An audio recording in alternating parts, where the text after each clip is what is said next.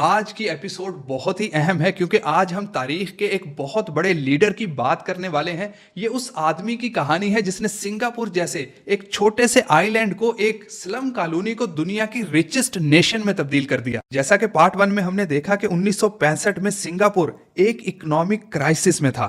इसके अलावा इसके पास कोई नेचुरल रिसोर्सेज नहीं थे, कोई पॉपुलेशन एडवांटेज नहीं था, कोई इंडस्ट्री नहीं थी, बहुत थोड़ी सी फैक्ट्रियां, और सबसे बढ़ के इनका सबसे बड़ा एम्प्लॉयर ब्रिटिश आर्मी भी उनको छोड़ के जाने की प्लानिंग में था, जिससे 20% जीडीपी खत्म हो रही थी। एक्चुअली हर वो ऑब्स्टेकल जो आप सोच सकते हैं कि किसी भी मुल्क को एक्सट्रीम पॉवर्टी की तरफ ले जा सकता है, सिंगापुर को उसका सामना था। तो सवाल ये पैदा होता है कि वो लीडर कौन है और उसकी स्ट्रेटेजी क्या थी, और मोर इंपॉर्टेंटली पाकिस्तान जैसा मुल्क इस इनक्रेडिबल केस स्टडी से जो सिंगापुर की है उससे क्या सीख सकता है। ये शानदार इंसान है ली कुआन यू, और उसकी स्ट्रेटेजी को आज हम 3 अहम पॉइंट्स में समराइज करने जा रहे हैं जो सिंगापुर की प्रोग्रेस की बुनियाद बने।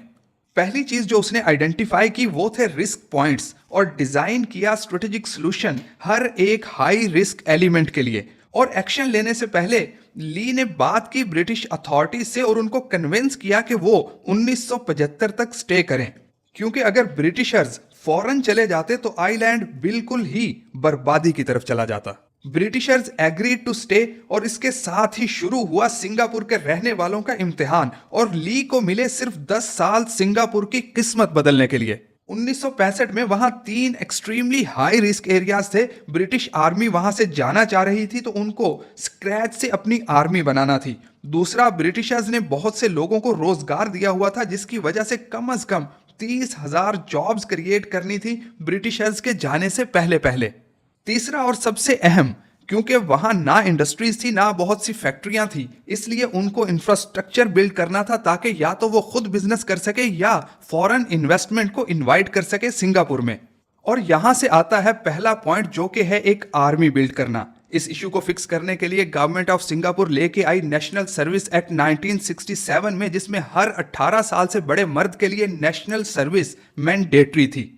इसने आइलैंड को 2 मेजर बेनिफिट्स दिए। पहला तो यकीनी तौर पर उनकी आर्मी का होना, और दूसरा हर एक कैडेट को मुल्क के सबसे बड़े खतरे के बारे में आगाह करना कि मुल्क को सबसे बड़ा खतरा किसी बैरूनी हमलावर से नहीं बल्कि आपस के कॉन्फ्लिक्ट से है। और इस तरह मिलिट्री प्रैक्टिसेस ने 2 चीजों की बुनियाद रखी, एक आर्मी और दूसरा यूनिटी ऑफ द कंट्री। और आज तक यूनिटी की क्या वैल्यू है ये सिंगापुर के हर स्कूल और कॉलेज में सिखाया जाता है। अब हम चलते हैं मुल्क को दरपेश दूसरे बड़े खतरे की तरफ, और वो था बहुत सारी जॉब्स को क्रिएट करना। और यहाँ पे ली का दूसरे मुल्कों से सीखने का प्रोस्पेक्टिव बहुत काम आया। जैसे आजकल सॉफ्टवेयर कंपनियां हर जगह जॉब्स क्रिएट कर रही हैं, इसी तरह 1940 और 50 का एरा टेक्सटाइल इंडस्ट्री का था। और उस वक्त हांगकांग और साउथ कोरिया जैसे मुल्क भी सेम सिचुएशन से गुजर रहे थे जो सिंगापुर की थी 1960 में, जहां पोर इकोनॉमी और अनएम्प्लॉयमेंट थी। तो उनसे सीखते हुए दे ओपनड अप देयर कंट्रीज और इनवाइट किया टेक्सटाइल कंपनीज को पूरी दुनिया से कि सिंगापुर में जॉब्स क्रिएट हों, क्योंकि वो प्रोवाइड कर सकते थे चीपेस्ट लेबर पूरी दुनिया से। और ली को अपने इस मूव के पोटेंशियल का पता था। और जैसे 1940-50 में टेक्सटाइल इंडस्ट्री प्रॉस्पर कर रही थी, ऐसे ही इलेक्ट्रॉनिक्स इंडस्ट्री भी ग्रो कर रही थी 1960 की दिहाई में। और जब 1960 में इलेक्ट्रॉनिक इंडस्ट्री ग्रो कर रही थी तो गवर्नमेंट ऑफ सिंगापुर नए लॉज लेके आई, जिनसे लेबर कॉस्ट कम हो रही थी और कंपनीज को बहुत ज्यादा इंसेंटिव मिल रहे थे टैक्स और ड्यूटीज में कमी की सूरत में। मिसाल के तौर पर जब एक कंपनी मूव करना चाहती है एक मुल्क से दूसरे मुल्क मैन्युफैक्चरिंग के लिए, तो जो सबसे बड़ी हिचकिचाहट होती है वो उनकी हैवी इन्वेस्टमेंट होती है जो उनको करना पड़ती है लैंड और इंफ्रास्ट्रक्चर पे। तो उसे आसान करने के लिए गवर्नमेंट उनको जमीन दे रही थी हैवी डिस्काउंट्स पे, और मशीनरी और इक्विपमेंट की इंपोर्ट पे ड्यूटीज इतनी कम कर दी थी कि ना होने के बराबर। अगर आप देखें तो ये रेजर ब्लेड मॉडल जैसा है, जहां लैंड और इंपोर्ट ड्यूटीज आपको मिट्टी के भाव मिल रही थी, इसीलिए कि गवर्नमेंट क्रिएट कर सके रिकरिंग इनकम उन टैक्सेस से जो कंपनीज के प्रॉफिट और एम्प्लॉयज की सैलरी से जनरेट होगा।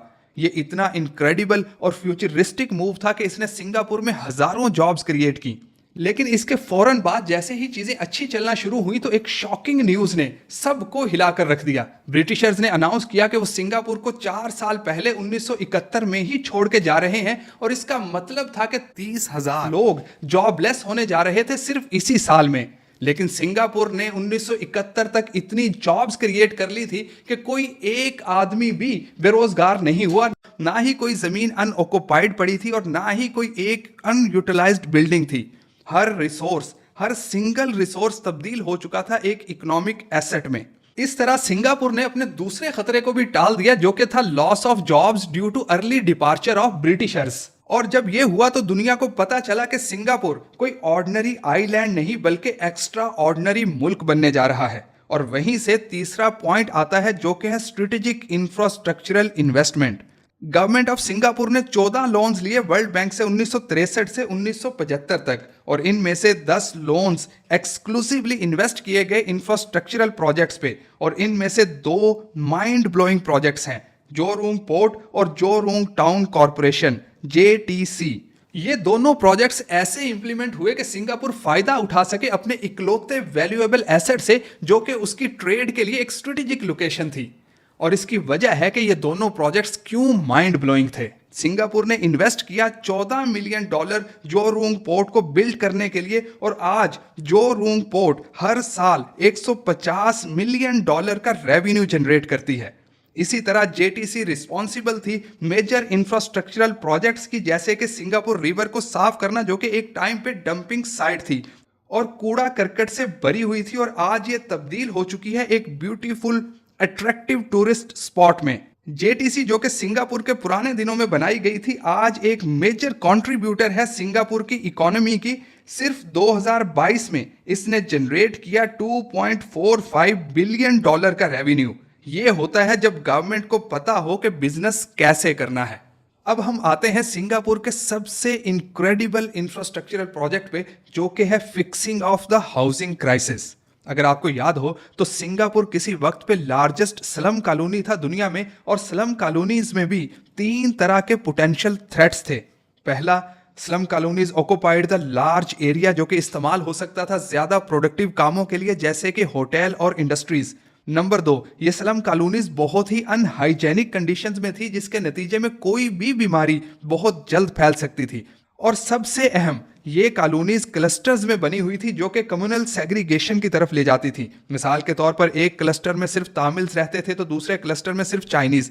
बाहर से तो ये कोई बड़ी बात नहीं लगती, लेकिन क्या आप जानते हैं कि कम्युनल सेग्रीगेशन सबसे बड़ा खतरा होता है किसी भी सोसाइटी को, क्योंकि कम्युनल सेग्रीगेशन लीड करता है कम्युनल वायलेंस की तरफ। कोई भी फसाद दुनिया में कहीं भी होता है, कम्युनल वायलेंस डायरेक्टली इनडायरेक्टली उसके साथ एसोसिएट होता ही है। यही वजह थी कि ली ने हाउसिंग बिल्डिंग को ना सिर्फ प्रायोरिटी बनाया बल्कि इंश्योर भी किया कि हर कम्युनिटी एक साथ रहे सेग्रीगेट हुए बगैर। और यहीं पे हाउसिंग डेवलपमेंट बोर्ड HDB का रोल आया, और उन्होंने इसे एग्जीक्यूट किया 3 वंडरफुल स्ट्रेटजीज के साथ।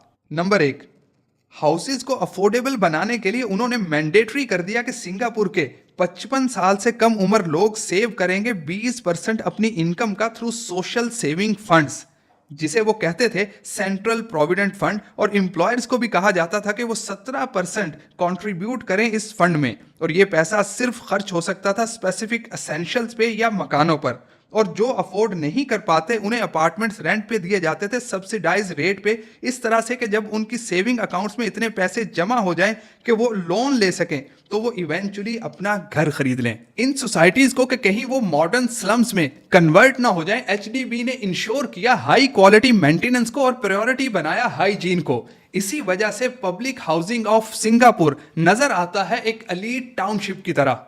आखिरी लेकिन सबसे अहम, उनकी टाउन प्लानिंग की जो ब्यूटी है, उन्होंने इंट्रोड्यूस की एथनिक इंटीग्रेशन पॉलिसी 1989 में, जिसके तहत हर बिल्डिंग में एक स्पेसिफिक कोटा था हर एथनिक ग्रुप का उनकी पॉपुलेशन की रेशो के लिहाज से। और इस वंडरफुल मूव की वजह से चाइनीज, तामिल्स, मालेज और दूसरी माइनॉरिटीज रहने लगे सेम नेबरहुड में, और उनको इक्वल एक्सेस थी हाउसिंग फैसिलिटीज और गवर्नमेंट फैसिलिटीज की, लाइक मेट्रो, पार्क्स और रेलवेज वगैरह। आज सिंगापुर बिजनेसेस के लिए इतनी अमेजिंग प्लेस है कि लोग 3 घंटे में वहां बिजनेस खोल सकते हैं और मेडिकल फैसिलिटीज इतनी अच्छी हैं कि दूसरे मुल्कों के लीडर्स खास ट्रिप लगाते हैं सिंगापुर का कि वो वहां के हॉस्पिटल्स में एडमिट होके इलाज करवा सकें।